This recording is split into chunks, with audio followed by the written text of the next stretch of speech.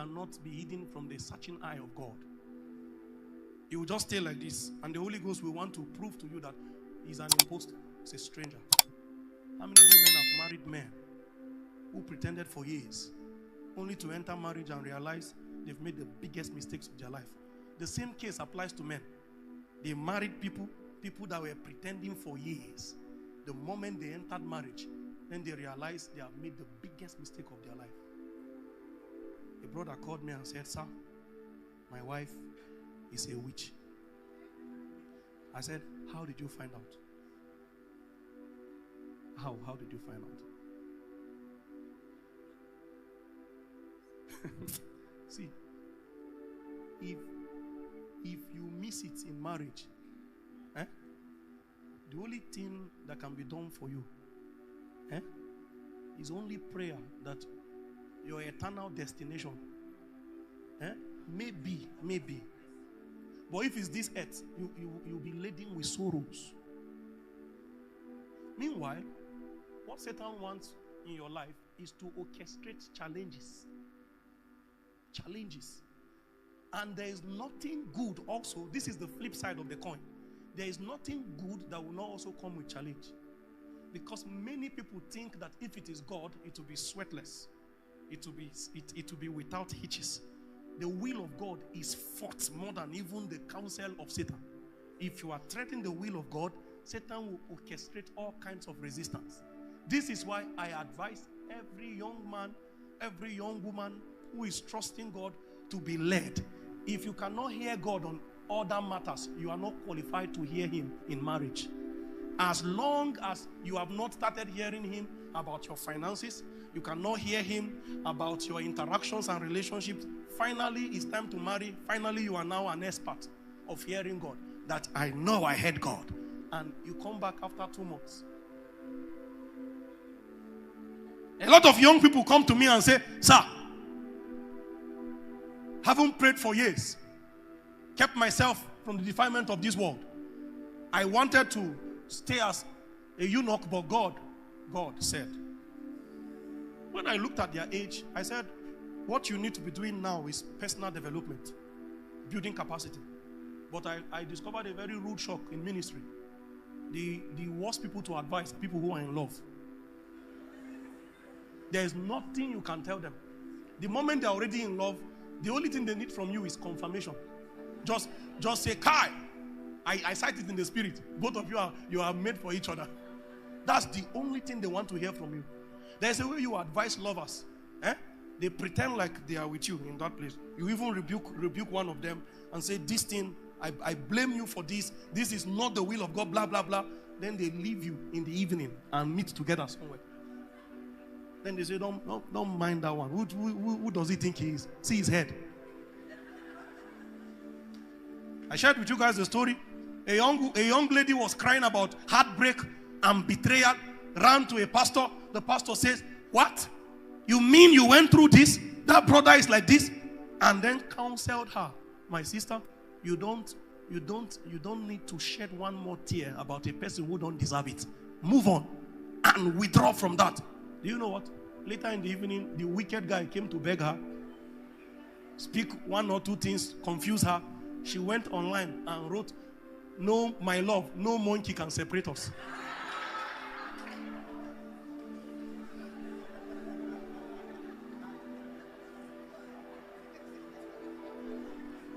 When you see emotion anywhere, fear it. Emotion is more powerful than knowledge. When you see emotion at work, knowledge is handicapped in the face of emotion. People know that extramarital sex has all kinds of hazard and risk. People know that unprotected sex have all kinds of disease exposure. But do they have unprotected sex? Yes. In the face of their emotional outburst, they forget all caution. They forget the pillars of knowledge that is established. They are willing to journey emotion and ignore knowledge. This is how powerful emotion is. You see a professor who is a professor of psychology that is supposed to know so much on human emotion, and you see him weak with one small slave queen, and the girl is calling him by his name, and to cap it up. She looked at her father's mate and called him baby. And the man is smiling. It's an emotion. Meanwhile, if you as a man or a guy, a boy in that class, mistakenly call the professor baby,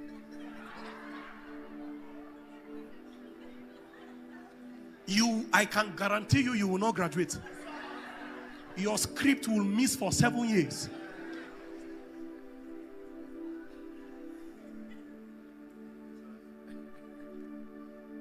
Are we set to activate a superior side of our identities? Because let me tell you one truth, you just need to establish contact with your spirit. And many people don't know how to journey that path. This is why any day you begin to find out that your flesh is becoming too influential over your corporate persona, that your flesh is taking too much decision, it's a good time to fast. We fast in this kingdom not because of attack. We fast not because of nightmare. We fast in order to keep a government in check. Because you know that your biggest advantage is streaming from your spirit. And anything that has the capacity to deaden your spiritual receptacle is an attack. So you use fasting to keep the flesh under lock and key. There are days we don't eat from morning. By evening, you thought we were going to break by 6 p.m. But we check that the flesh is still saying, so na me na ended. We increase the fast until we go and peep and we see him like this. It is in that time your spirit will be wasking strong. While your physical body becomes weak, your spirit becomes alive. When you want to eat after that kind of fasting, you don't eat much, because you are not actually interested in giving the flesh a party. You just need to stay alive. Just eat something small. Let the spirit still be hyper. You want to hear God? Fast. The counsel of God is inside your spirit, and the voice of God comes to your spirit. If your flesh is too bogus, your spirits the utterance of your spirit, you can never hear it. If you want to pipe from wisdom that is divine, fast. Then suddenly light will break forth over you. Look at how the ancient used these things. A king would have a challenge. A king will put a death threat on people, and somebody will go to the king and say, give me time. You know what he wants to do? He wants to go and network with a realm. They know that there is something they had, but we live a bulk of our days in the mundane. Only the flesh makes all the decisions. Over United States, I believe that the prayers of the Christian in those axes have prevailed. Over Nigeria, I cannot say the same thing.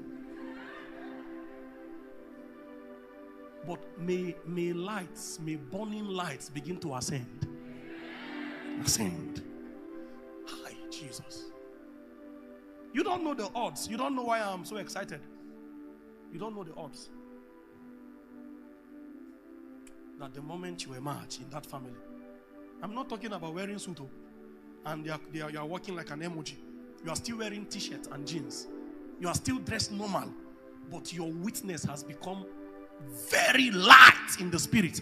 So much so that the brightness begins to shape everybody. People who have been under stagnation, suddenly jobs are opening up. Businesses are opening up. Breakthrough for everybody in the family. Delays, counseling, marital settlements everywhere. It is because a light has dispelled darkness in that space. Now, the question is, would you be that burning and shining light over your space? Your priesthood is where you're born. The shining is where you bring witness.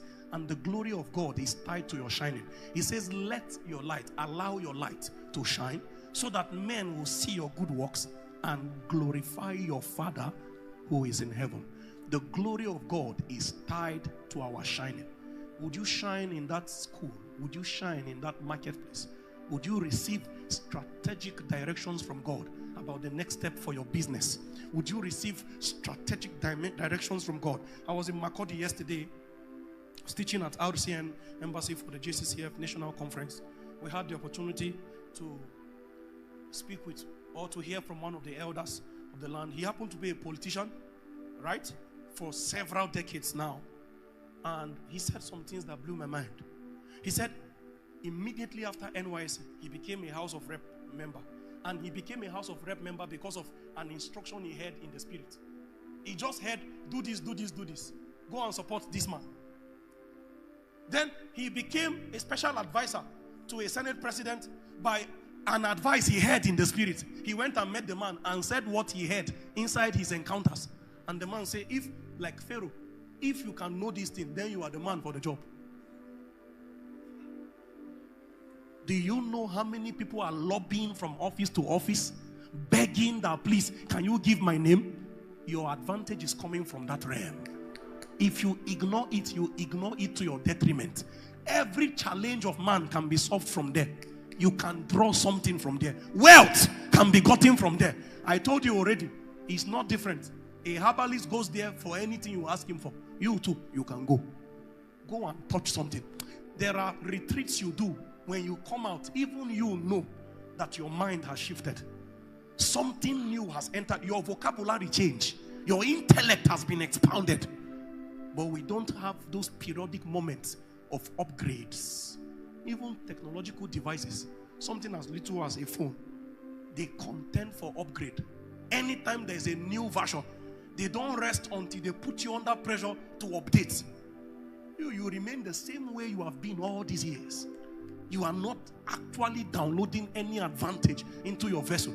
For some of you, by now, you ought to be decked with honor. There is a particular anointing called honor. It's like a garment people wear.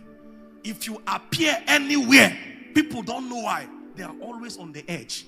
They feel it a pleasure to lose something. Let it come to your life. They want to give you things. They get up from their seats when they see you standing. It has nothing to do with age. They just place honor on your life.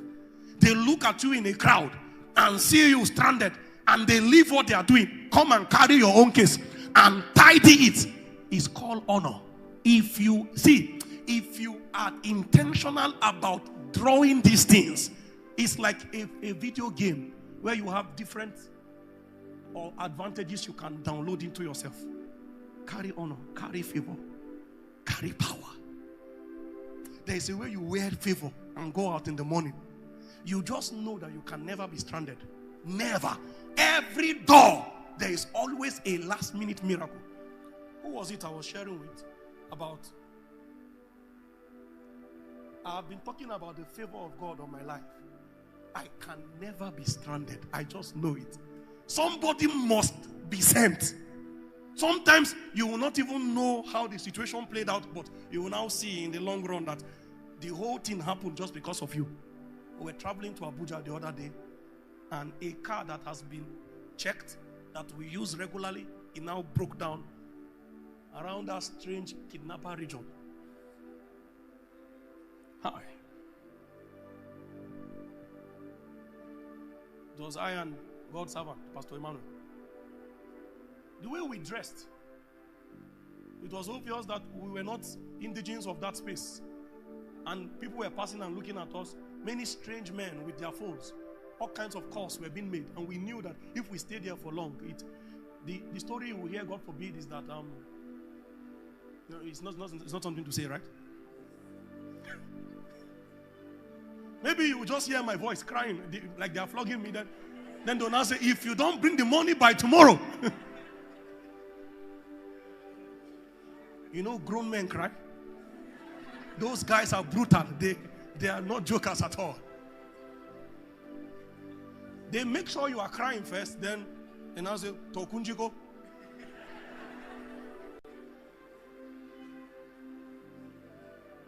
There and then, 2 young men went into Kaduna on that fateful day to go and buy a new car.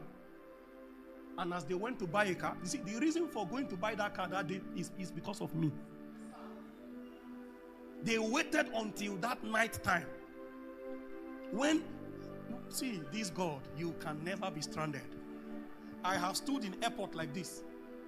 And if you know the things I'm sharing, you will need to start counting your blessings one by one to see that truly the favor of God is on my life. And anything that God gives to you, recognize it and celebrate God for it. He says, let the redeemed of the Lord say